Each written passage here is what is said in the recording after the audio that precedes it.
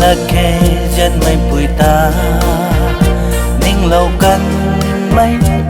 lùng rui dân lâu căn mấy đông chan hay thâm đất khăn dân lâu tung hầm mai ghé dân lâu căn mấy đông chan hay thâm đất khăn dân lâu tung hầm mai ghé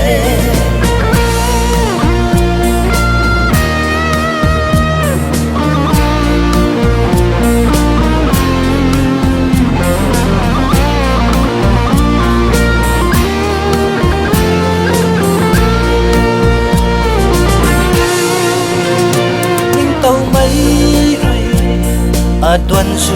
na tiếng mi cá thui nắng ta cây bầm mấy mi thui hay ni na cần lâu ôn trên mây đuôi akung muni cho akung pa lâu ni cho akung na in tâm li cho mudan la khe dân mây bụi ta ninh lâu căn mấy lùng rui dân lâu căn mấy đông chan hay tâm đất khăn dân lâu tung hầm mai ghé dân lâu căn mấy đông chan hay tâm đất khăn dân lâu tung hầm mai ghé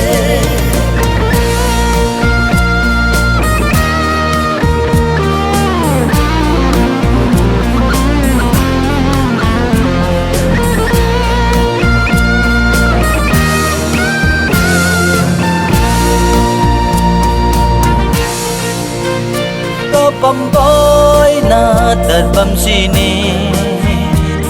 cây ngắm mà ghé nâng ta chân cần mấy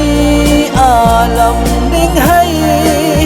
bật ngắm mai ghé trên mây ta akung muni cho akung pa lâu ni cho akung na in tâm đi cho dan là khe dân mây bụi ta ninh lâu căn mấy lùng rui dân lâu căn mấy đông chan hay thâm đất khăn dân lâu tung hầm mai ghé dân lâu căn mấy đông chan hay thâm đất khăn dân lâu tung hầm mai ghé thâm đất khăn dân lâu tung hầm mai ghé thâm đất khăn dân lâu tung hầm mai ghé